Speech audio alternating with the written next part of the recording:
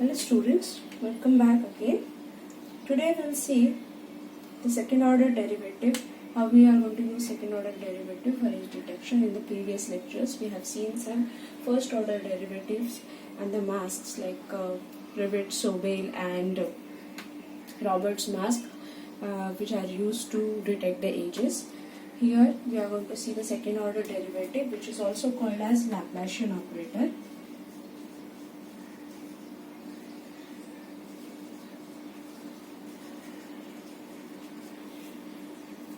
So let's see. Now when we say second order derivative, we can take second order derivative as a derivative of a first order derivative, isn't it?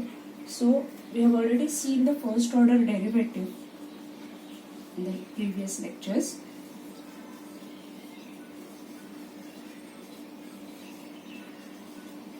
Like delta f, which is nothing but del f by del x plus del f by del y, and where we have written del f by del x as what? As f of x plus 1 comma y minus f of xy, and we have taken del f by del y as f of x comma y plus 1 minus f of xy. Right? So this we have already seen in the last lecture, where we have seen first order derivative functions. But because we have to take the second order derivative, what we will do is we will take one more derivative of this particular first derivative, so we will get the second derivative. So we can write this as del square f, and this will be del square f by del x square plus del square y by del y square. So this equation can be written for second derivative. Now if you remember, when we have written equation for first derivative, we have taken this as x, this was x plus 1, coordinates x minus 1, this is y, y minus 1 and y plus 1. And when we had taken first derivative, what we have done is we have compared this center pixel, that is xy coordinates, pixel at xy coordinate, with this particular pixel for y direction and this particular pixel for x direction. So f of xy was compared only with one neighboring pixels in first derivative. But when we are taking second derivative, this particular pixel at xy will be compared with both of its neighbors. So in x direction it will be compared with, this is what, f of x plus 1y, and it will be compared with f of x minus 1y also. Similarly in y direction, this pixel f of xy will be compared with f of x y plus 1, as well as it will be compared with f of x y minus 1. So accordingly we will write down the equations.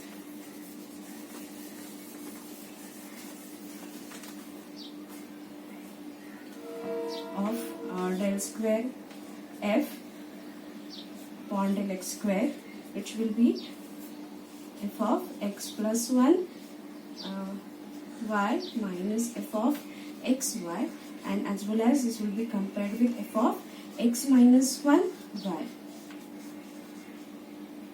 f of xy. I can return this as f of x plus 1 comma y plus f of x minus 1 comma y, and we have two terms of f of xy, so I write minus 2 f of xy.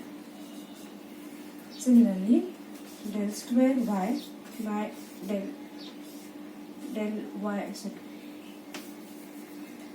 square f by del y square will be written as f of x comma y plus 1 minus f of xy, and f of x comma y minus 1, this particular pixel, minus f of xy, which can be written as f of x comma y plus 1 plus f of x comma y minus 1 minus 2 f of xy.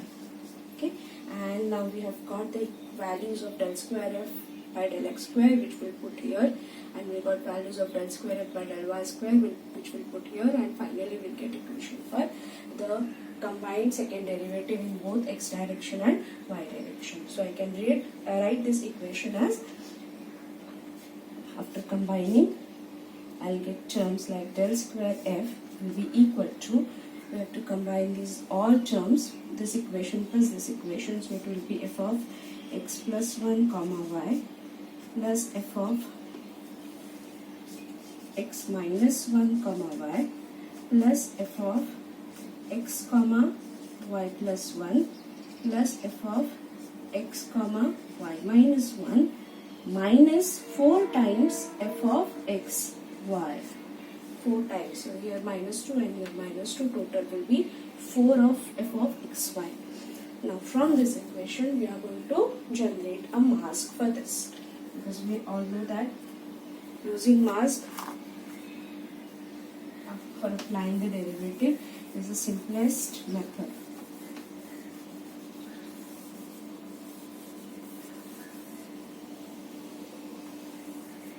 So as you all know, create a mask for this. So as you can see from this equation, for f of the multiplier of f of xy, the weight for f of xy is minus 4. So f of xy is present here, so the weight for the mask will be minus 4 at the center, and all these 4 terms will have weight 1, which are present here. So this will be 1, 1, 1 and 1, and the rest of the terms are not present, so I will put my value here 0. So this is how we can generate a mask for the Laplacian operator. So this is the mask for the Laplacian operator, which can also be written in a reverse way, just by take the opposite signs of the mask. And this is the mask we usually use, that the middle pixel is positive and all these pixels are negative, and the corner pixels are 0. So this is the mask that any of these masks can be used as the Laplacian operator mask. But there are few observations that we need to note down when we deal with Laplacian operator. As I have already told you in the last lecture, that the Sobolev trivet, they are having a drawback that they are not isotropic. They are isotropic in xy direction only. Means you can combine the mask in horizontal and vertical direction in case of Sobel operator and trivet operator, but for diagonal they are not isotropic. So this problem is solved here in the Laplacian. The first advantage of Laplacian operator, I can say that the Laplacian is isotropic in all the direction. This is the single mask that we can use to detect the age in any direction, vertical, horizontal, plus 45 degree and minus 45 degree. The second point that we have to note down, that because the Laplacian operator is a second order derivative, they are very, very sensitive to noise.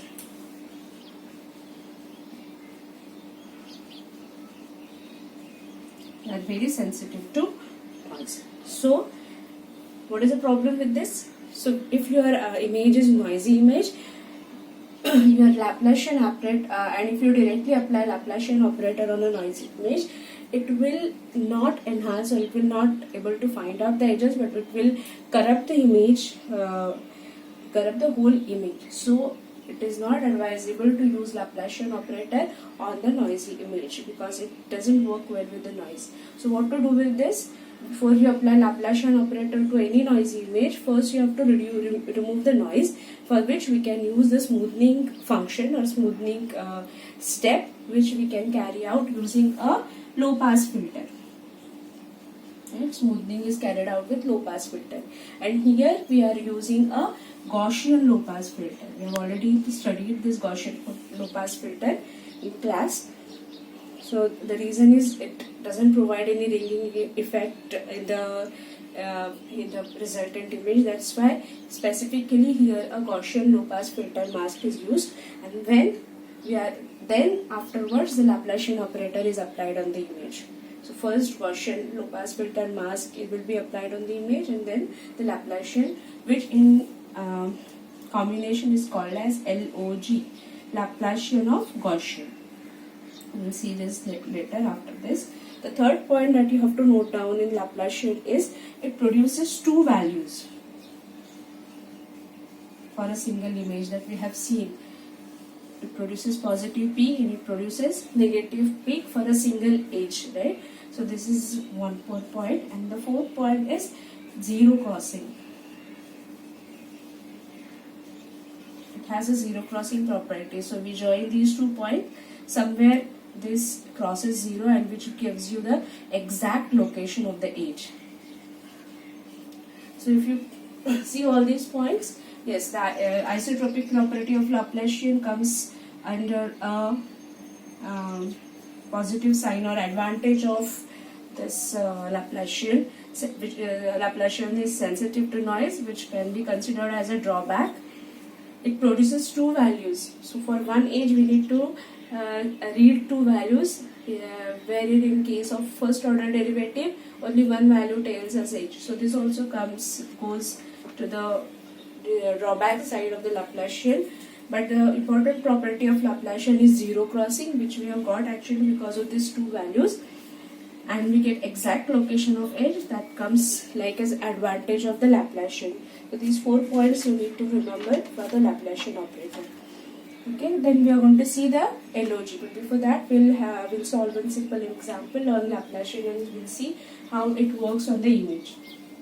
So we will take the same image that we have taken in the last class, so that we can understand how Laplacian is producing the values as compared to Sobel and Prewitt operator. So let's take the same example that we have taken. We have taken example of 2.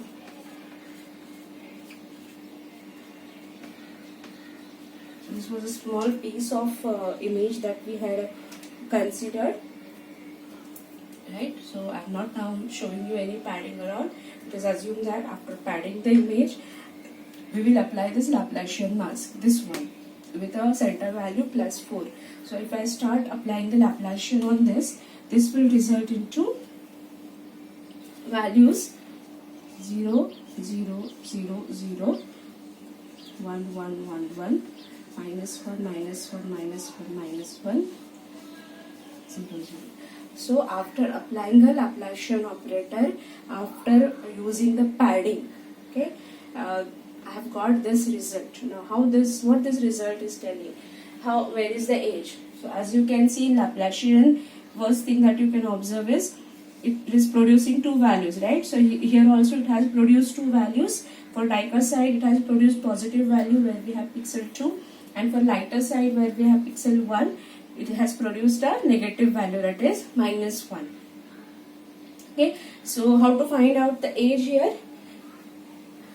In this case, either you can consider this as an edge, or you can consider this as an edge, or what you can do is you can find out the zero crossing. Now in this case, where the zero crossing will be? The zero crossing will be in the middle of these two pixels, right? Now there are no pixels present in the middle. We have only this pixel row and this pixel column and this pixel column. So here right now, it's not possible to find out zero crossing. Obviously there are some techniques where actually you can go with the zero crossing, but right now it is out of our scope, so we are not discussing it. So in this case, what you can do is you can consider either this as or this as zero crossing. But the simplest way to find out zero crossing is what you do is for each pixel, you just take the neighborhood of that pixel and find out if in the neighboring pixels, any pair of neighboring pixels is changing the sign. So what I wanted to say is, this is suppose a pixel and the neighboring pixels are 1, 2, 3. Okay, so here actually we have to apply 3 by 3 mask. So these pixels are not present. So we'll compare this with this one and this one. Okay, so now there is no sign change, so this will not come as an edge. Similarly, we'll check this point. Now for this particular point, there are 1, 2, 3, 4, 5 neighbors. Okay, so if I compare it with horizontal first, So here the neighboring value is positive, here the neighbor is negative.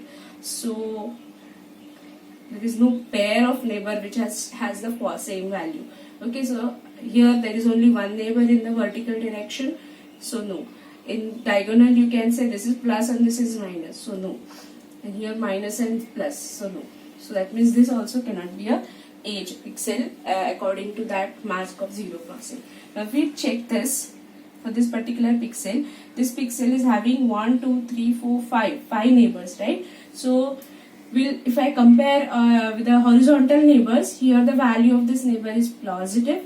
For this also it is positive, right? So, and there is a sign change. So from positive it is going to negative, and from negative it is going to positive. So this can be considered as the zero crossing point, okay, the actual edge point. And similarly, if you apply the whole image, you will find that you are getting all these points as zero crossing points. You can say that the edge is lying here. Okay, so when you compare, either you can say that this is the edge or this is the edge. So it depends. So according to the zero crossing, you will get edge here. But in actual, the edge presents in between the two pixels. Now, if I take an example of slanting edge. In this case, after padding, if I apply Laplacian operator and if I find the values, I will get the values as 0, 0, 0, 0, 0, 0, 2, minus 2, 0, 2, minus 2, 0, and 1, minus 2, 0, 0. Okay. So now here also I wanted to find out the edge. Either now we can consider edge here or edge here. So now let's see, after applying that idea of zero crossing, which points are coming under the edge points or zero crossing points. So same thing that will apply here. We'll check for each pixel and the neighbors. So these are zeros, no ways. If I check for this one neighbor is positive and one is negative, so we won't consider it. Okay, obviously you have to check in all the directions. So here also all are positive, here also all are positive, here one is positive and one is negative, so no. Now when I come and check this particular pixel, okay, so horizontally there is no pixel present here, but vertically if I check, here we have 0 and here we have 0. Okay, so here this can be considered as a zero crossing pixel or the edge pixel. And similarly, if I apply the same technique everywhere, I will see that I got these 3 points as edge pixels. So these 3 will represent the slanting edge after joining this. So this is how you can use the concept of zero crossing. I hope you have understood this particular example.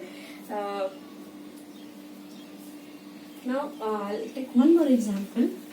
Let's see, because here in both these cases we have not got a actual edge, right? Because our edge is present between these two pixel lines. Because the zero crossing is somewhere in between these two.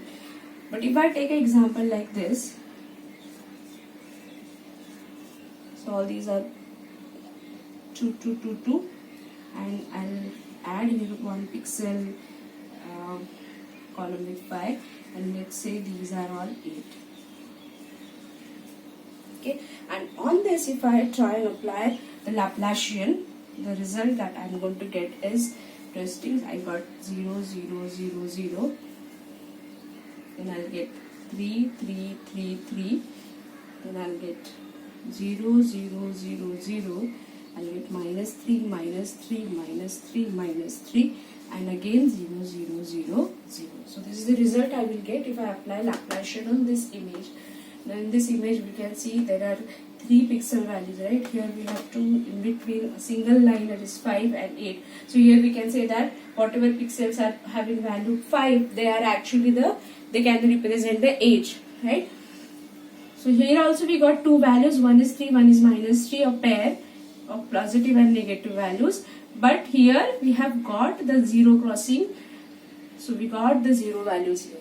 So here we can say very easily that the edge would be present here, because this is representing the zero crossing. Okay, zero crossing is coming on one pixel. In this case, the zero crossing was between these two pixels, but here the zero crossing is coming on the column of the pixel, and easily we can detect the exact position of the edge in this case.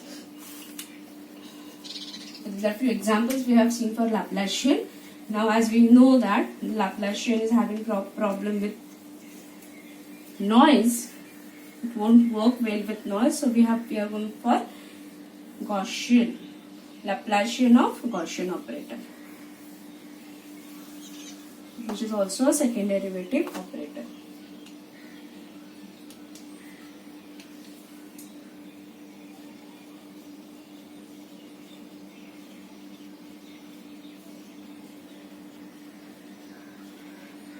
Is generally recognized by LOG.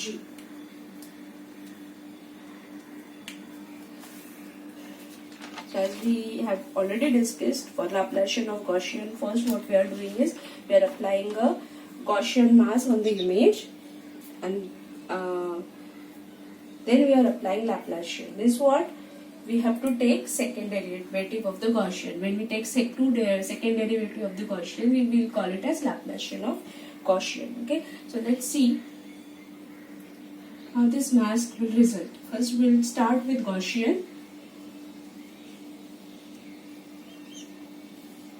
Okay, and then we'll take Laplacian of it. Means what? We will find out the second derivative of this Gaussian function.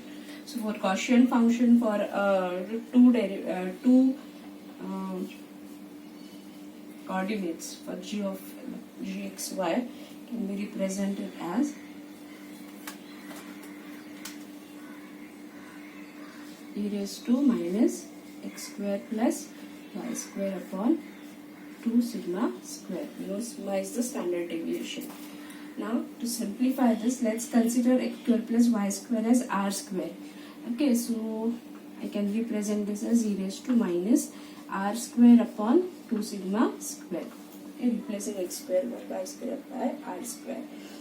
So this function becomes, so I'll write this as, instead of writing here, I'll write this as g of r, because we are replacing xy by r.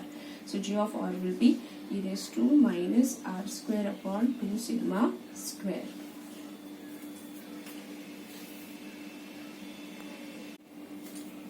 So let's apply now Gaussian operator on this. That means what we have to take second derivative. First we'll start with the first derivative. So first we'll take d phi dr of g of r, that is function that we have taken. So it will be d of drr e raised to minus r square upon 2 sigma square. So if I take first derivative of this comes out to be, after all the minus r upon 2 sigma square e raised to, same term, that is e raised to minus r square upon 2 sigma square. Okay, now we have to take the derivative once more. So it will be d square by dr square of this gr. So we will take the second derivative. This means we have to take one more time the derivative of this. So if I take one more time the derivative of this comes out to be, you can solve it yourself because you know now how to find out derivative of it. So I'll just directly give you the final equation that we'll get. The final equation that we'll get is 1 upon sigma square e raised to minus r square upon 2 sigma square r square upon sigma square minus 1. So this can be rearranged in this form, like I will take this r square outside, so I can write this equation as r square minus r square. I'll take this sigma square, multiply this with sigma square, so I'll get r square minus sigma square upon sigma raised to 2. And this sigma raised to 2 multiplied with this sigma raised to 2 will give me sigma raised to 4. into e raised to minus r square upon 2 sigma square. And we know that r is what? xy. So finally I can write this as this whole term, I'll write as del square of g of xy. Right? Because now I will replace r by xy and I will get, instead of r square I will get x square plus y square minus sigma square upon sigma raised to 4 e raised to minus x square plus y square upon 2 sigma square. So this is called as the log function, which is also called as the Mexican hat function. And this name is given as Mexican hat function because we know that Gaussian function, if I draw, will look like a what? Bell shape. It is a bell shape. Like Gaussian is like this, bell shape, right? And now if I draw this particular Laplacian of Gaussian, that means second derivative of this function, this will result into a function like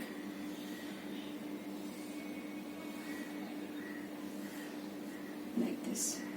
Okay, so this is the 0. So at 0, this is with respect to frequency, we are plotting the function. So at 0 we'll get maximum value, and here the Gaussian does not cross the 0 axis, but when we take second derivative of it, somewhere it will cross the 0 axis, then it will go to negative, and then finally it will become 0. It will not go back to positive value, it will end to 0. So this is called as a Mexican hat function. It looks like a hat, so this is called as a Mexican hat function.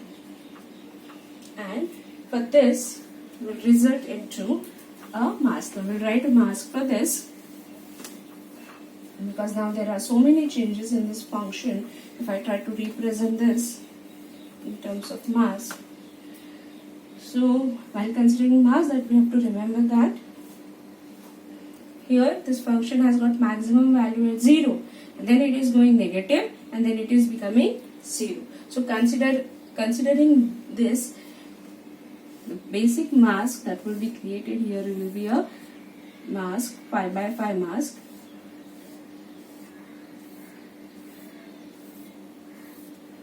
whose center value means at 0 it is having the maximum value. So the center pixel is given the maximum value, that is 16. The other values, the values which will be near this. Now if you consider this as a 3D function, what you will see is you will have it is like having a particular shape, and here a 3-dimensional say cone like structure, and it is going down, so it will have a value, so it will just form a circle here. So all these values will be negative, okay, around this particular maximum value peak, and then it is going 0.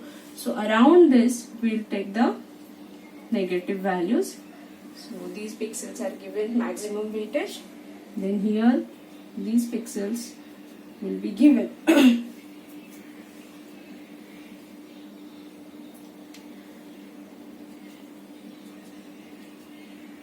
less weightage, but all will be -1, and the rest of the pixels are given value 0.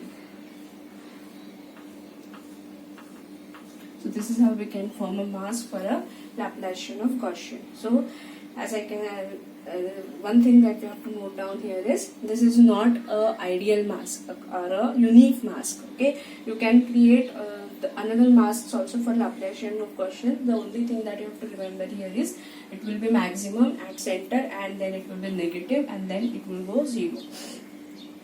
Okay, one more thing that we have to note down, where it crosses 0. Not anywhere it will cross 0, there has to be some condition. So this 0 crossing occurs whenever we have x square plus y square is equal to 2 sigma square, right? So in that case only we get e raised to something will be 0. Okay, so whenever x square plus y square is equal to 2 sigma square, we get e raised to -1, that comes out to be 0. So this value is where this zero crossing is possible whenever x square plus y square is equal to 2 sigma square, and with this relation this particular distance at which it crosses the zero line comes out to be root 2 of sigma, which is the additional thing. Okay, so as we know that this is not a unique mass, you can create any size mass for the Laplacian of Gaussian. This is the minimum mass, which is a 5 cross 5 mass. Okay, smallest mass that we can use here. But if the images are changing, the applications are changing, you can create a different mass also, and in that case there is a condition how you can choose the size of the mask. As I have told you, this is the minimum mass. You can create mass bigger than this also. So the condition for choosing the mask or choosing the size of the mask,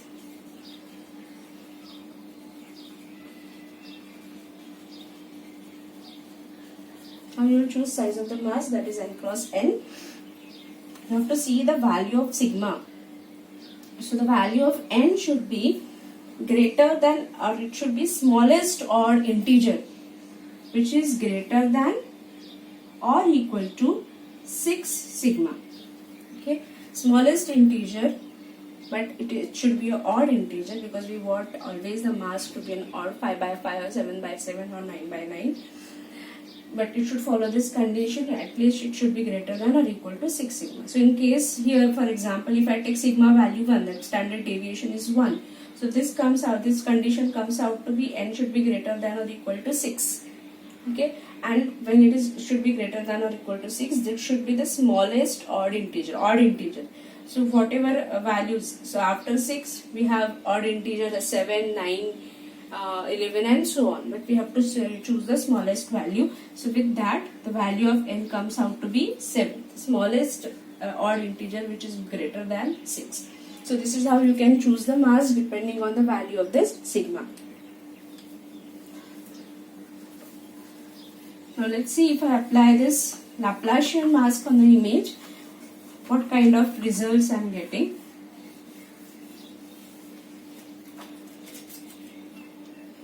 So before that, let me revise one more thing, that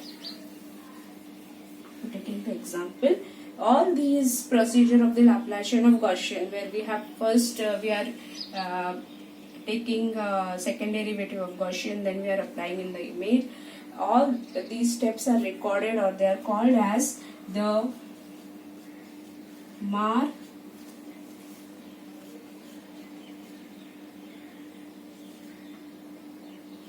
Marr-Hildreth algorithm.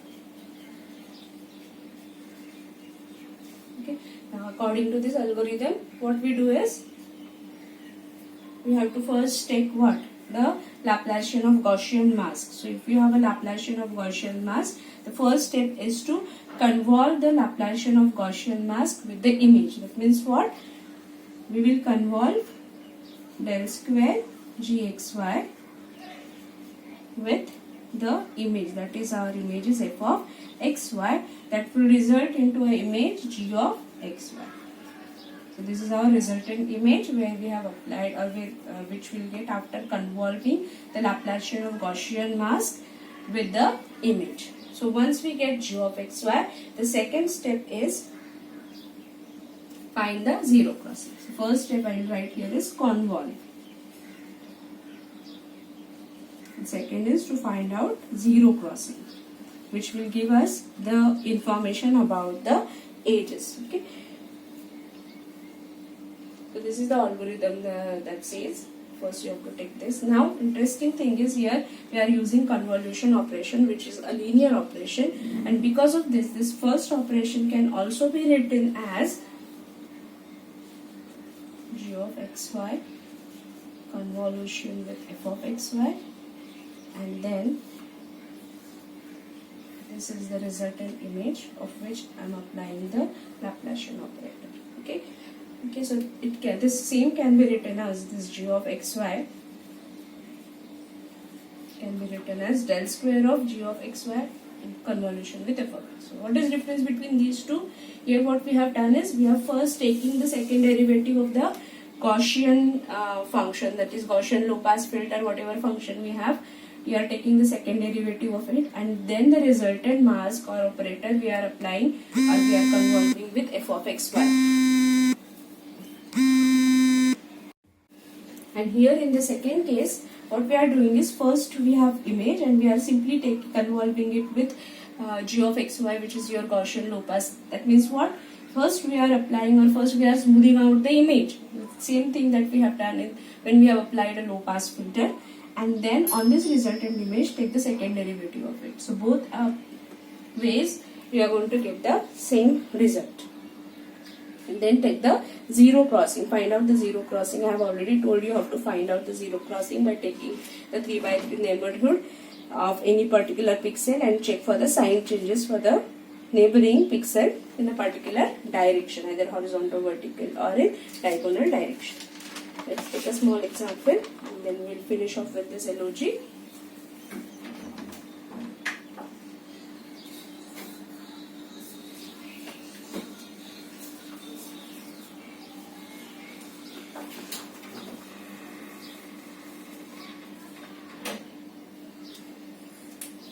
So I've taken same kind of image here.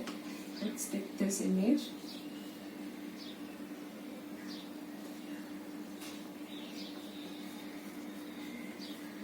Part.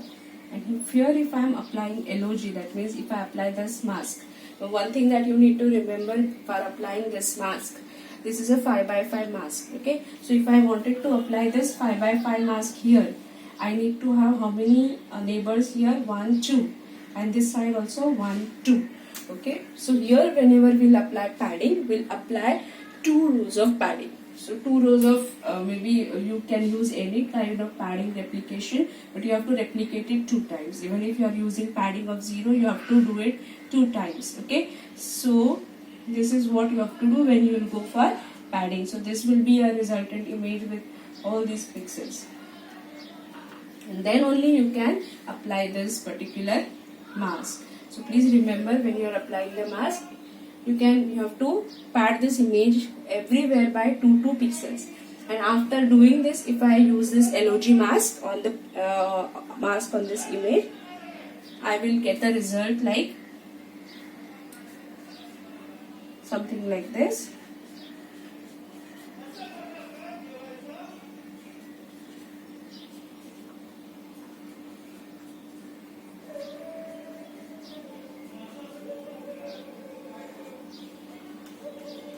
So we get some values like this. Okay, again here you can see I have got 1 row of -3, and if I apply here that same concept of zero crossing, you will see that I think these values will also come as 9, 9 or maybe 16, 16. You can just check. You will get some result something like this. So positive value, negative value, positive value, negative value, and for zero crossing we'll apply the same thing. And with that, I will see that these are the pixels which are coming on zero crossing, because the neighboring values pixels are having opposite signs. So here I can detect that is using LOG. So we'll stop here. Next lecture we'll see the canny edge detection algorithm.